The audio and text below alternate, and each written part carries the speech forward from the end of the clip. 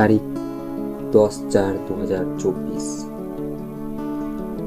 একাকিত্ব ভীষণ কষ্টকর, ভীষণ বিচ্ছিরি একটা জিনিস, যেটা আমি স্পষ্ট উপলব্ধি করতে পারছি। মানুষ এক প্রকার বাধ্য হয়েই একা থাকে।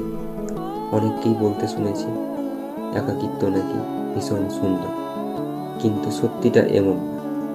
একাকিত্ব ভীষণ কষ্টকর, নিঃসঙ্গতা ভীষণ বাজে একটা জিনিস। আমার তো কোনোদিনও একাকিত্ব ভালো লাগেনি। হ্যাঁ, 10 মিনিট বা আধ ঘন্টা বা 2 ঘন্টা কিংবা খুব বেশি হলে একদিন শখের বসে একা সময় কাটাতেই পারে, কিন্তু তাই বলে যে এভাবে দীর্ঘদিন থাকতে পারবেন তেমনটা কিন্তু ভাববেন না।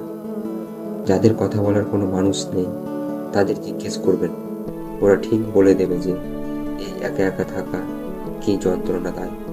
কিংবা আবার মিথ্যে করে বলতেও পারে একাকিত্ব ভীষণ সুন্দর।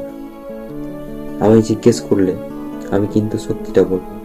সত্যি বলতে আমি এই একাকিত্বের যন্ত্রণার অন্যতম এক উদাহরণ।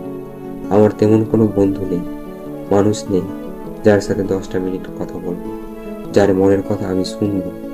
আমি মানুষের মধ্যে থেকেও মানুষ হতে আছি বহু দূরে। তাই এই একাকিত্বের যন্ত্রণা, কষ্ট প্রতিনিয়ত ভালো করে অনুভব করতে পারছি। তবে হঠাৎ করেই আমার এই একাকিত্বের নির্জন কারণে আপনি পুষ্প হয়ে দেখা দিয়েছেন। আপনার কারণেই আজ আমার হৃদয় বাগিচায় বসন্তের সমীরণ বইতে শুরু করেছে। আপনাতে বিভোর থাকায় আজ একাকিত্ব আমি টের পাচ্ছি না। নিমেষেই যেন সময় পেরিয়ে যাচ্ছে। আপনাকে বলতে চাওয়া কথাগুলো লিখে চলেছি, ডায়েরিকে অনর্গল বলে চলেছি।